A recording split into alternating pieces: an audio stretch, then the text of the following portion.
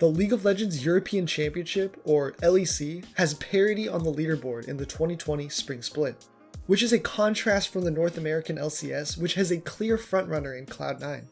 In Week 5, the LEC had 4 teams tied for first, and realistically 7 teams within a week's worth of games from each other.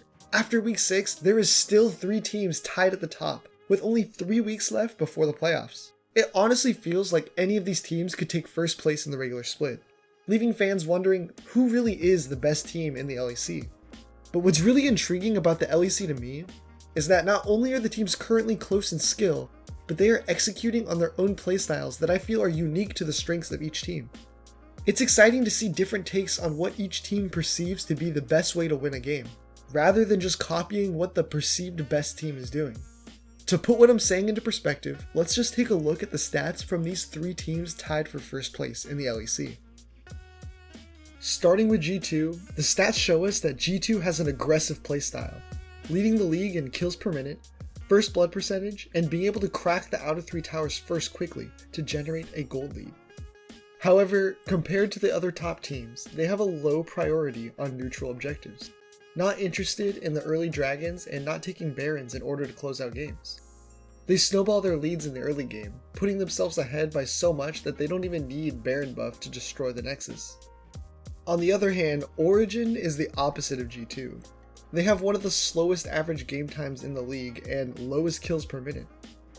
They rarely get early objectives like first tower or first dragon, but are able to be in a winning position by the mid to late game, leading the league in first baron and baron control. Origin often picks scaling or teamfight compositions that come online in the later stages of the game.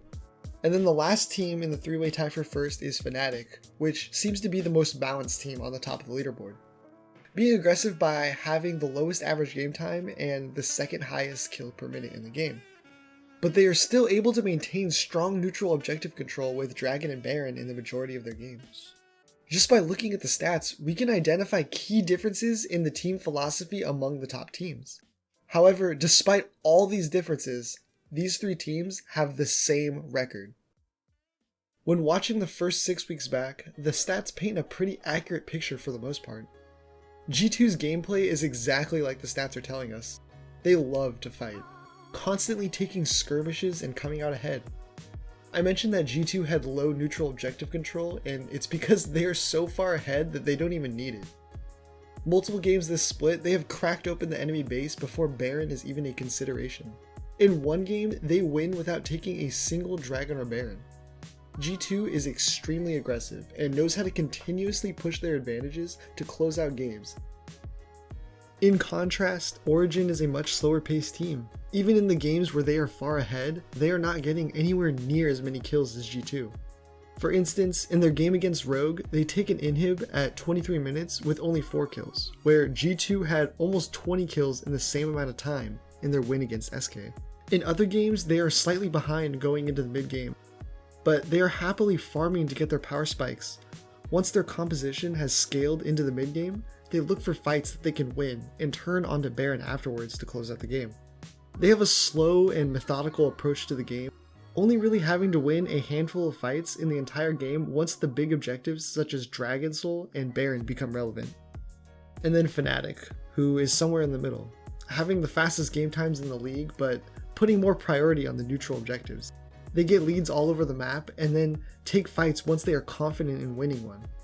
Oftentimes they're making great teleports as a team to get a better fight when the enemy is in a bad position. They transition these one fights into major objectives or game-ending pushes.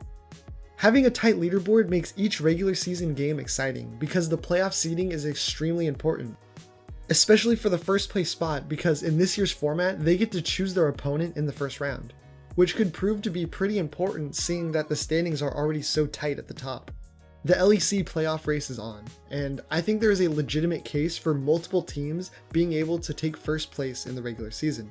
If I had to pick a side, I would have to say Fnatic is currently the strongest team in the LEC, recently taking down 2 of the other top teams with G2 on deck.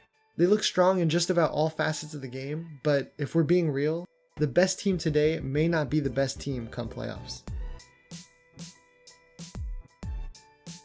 Thanks for making it this far into the video. leave me a comment regarding which team you think will finish first in the LEC this split. Make sure to demolish that like button if you enjoyed the video and subscribe to my channel for future content.